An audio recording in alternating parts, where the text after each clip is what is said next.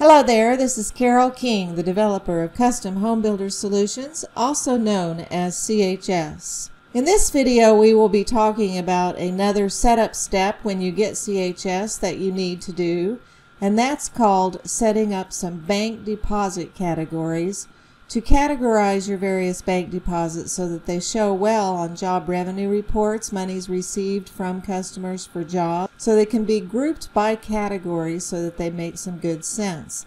To demonstrate what I'm talking about and what bank deposit categories are used for before we go set them up, I'm going to click on our Active Jobs dashboard. This is a dashboard where you select a job, and I'll select H11 River, and you see all sorts of hyperlinks for that, just for that particular job.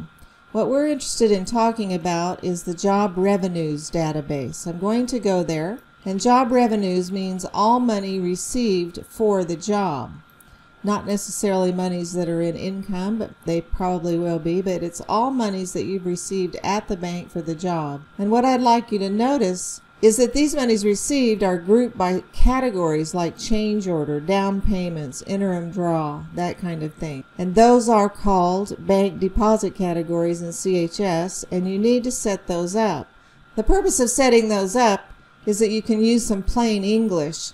So for example, down payments, maybe they get posted on your chart of accounts to an account called something like contract deposits. Or plain English interim draw categories so that the user entering deposits can just select interim draw and it gets posted to construction loans payable. So these deposit categories are like setting up your own categories that are plain English for things that you would understand for grouping these, or your home buyers would understand when you give them a report of their revenues, which you can do here.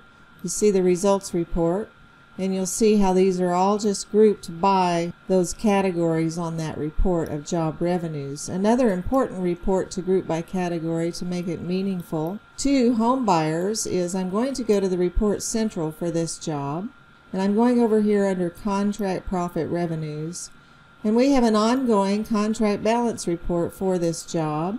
And you'll see how the contract balance is showing for the home buyer what is the balance of the contract today, but that it also shows revenues received and then totals those revenues down here, where it's using that total up here to take away from the current price and show the contract balance. So by having good deposit categories, it's meaningful to the home buyer and it helps you when you're posting deposits. So I just wanted to show you that real quickly. We're going to go to the Home main menu. And if you were interested in setting up deposit categories, you might type in the word category or something in the index, and you could go to the same place I'm going to go by using the expanding menu, which is the deposits menu. But let's just use the expanding menu just because. Let's go back to Home. Where you find deposit categories is under Payers, Deposits, Receivables, and then Bank Deposits. And right here, we're going to talk about setting up deposit categories. I'm going to click that button. Let's take a quick look at the Help button on the Deposit Categories window real quickly. And it's telling me that a little bit of hint for a search has been put in the box already for search, so I'll click the Search button. And here's the section talking about setting up bank categories, and this video will be behind this video button, but let's click the Help document if that will help you to read some about it. When bank deposits are posted, there is a field on the Deposits window for selecting a deposit category.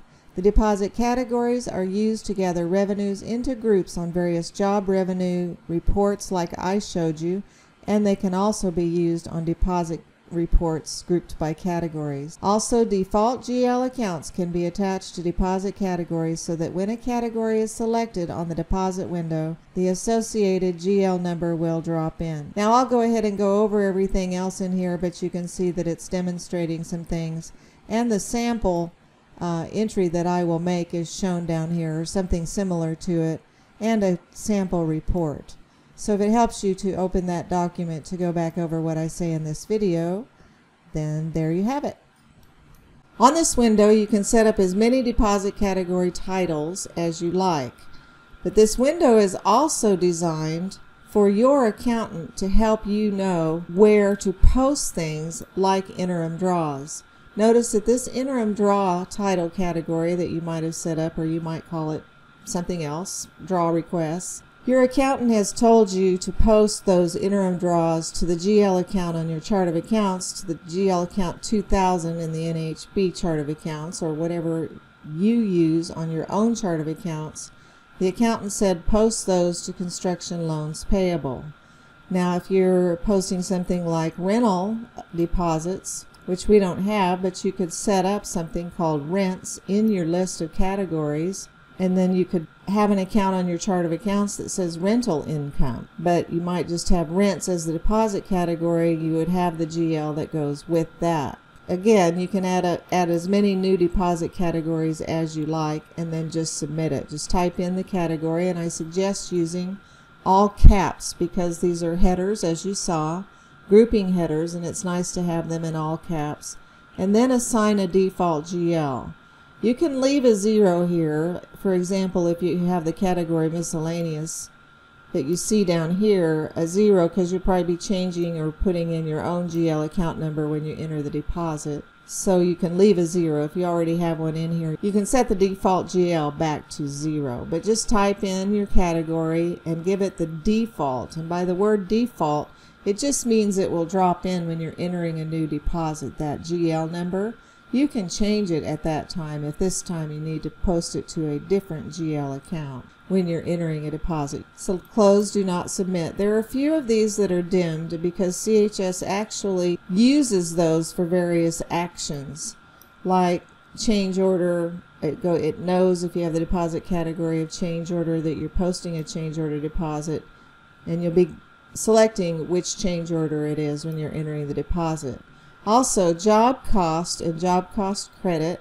I'll demonstrate that in a minute, but these two deposit categories actually make it so that if you select this when entering a deposit, like say you're taking away some cost from an overall deposit and it was reduced by something you want to call job cost, like closing costs when you're doing your closing deposit entry, or the bank takes a wire fee for your interim draw, you might want to have that posted as a job cost, because you're going to need to do a minus line when you're entering the deposit to take that wire fee away, and I'll demonstrate that just a little bit.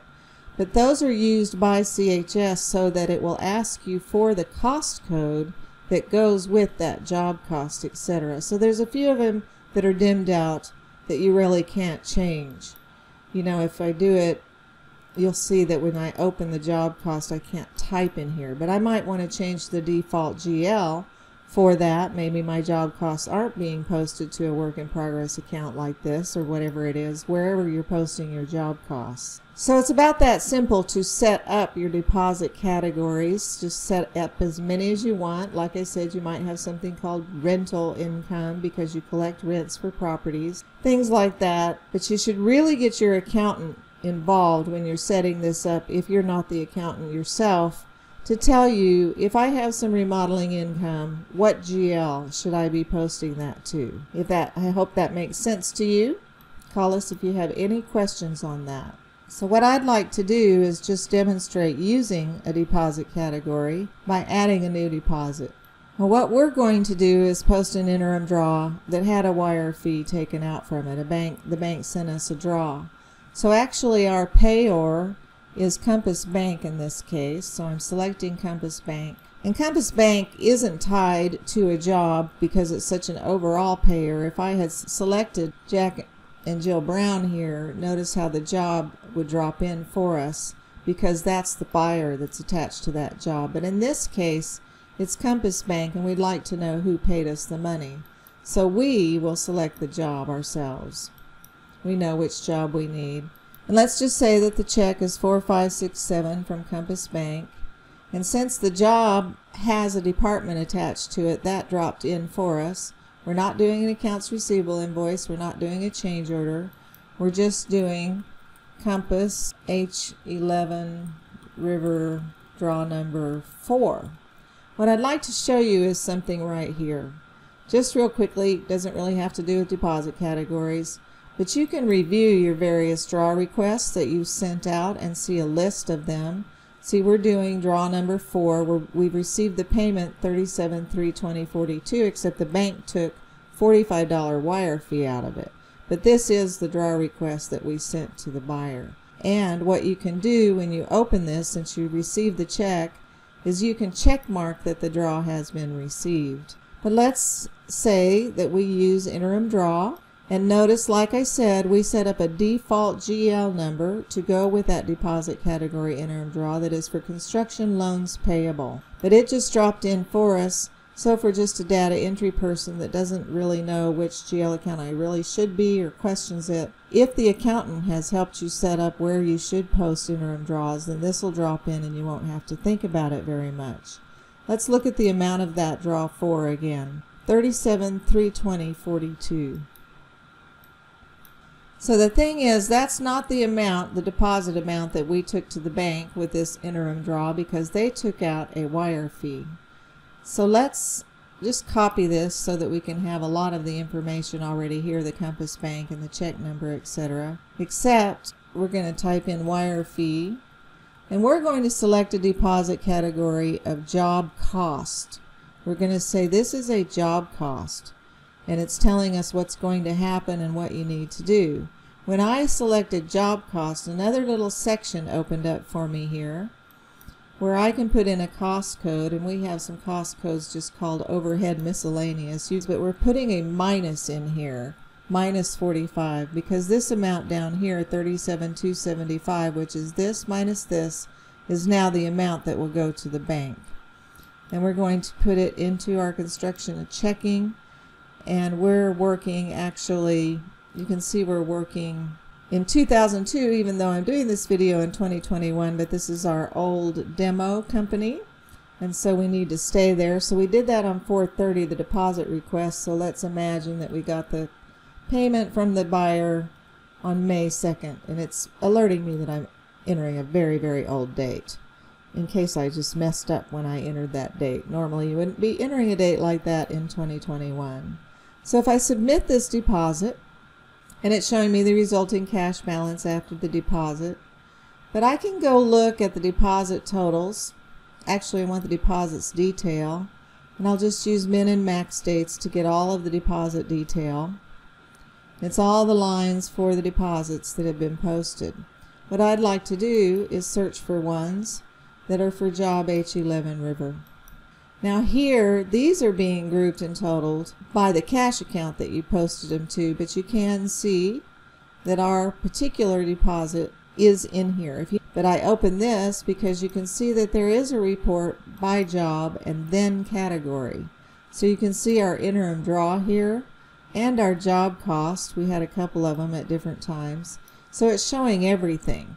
Now the job revenues report won't have this job cost on it, but this is a report of all of our deposit records grouped by category. So maybe that's useful. You can send it to PDF or to Excel because you're reviewing all the deposits that had to do with this particular job. So there's that.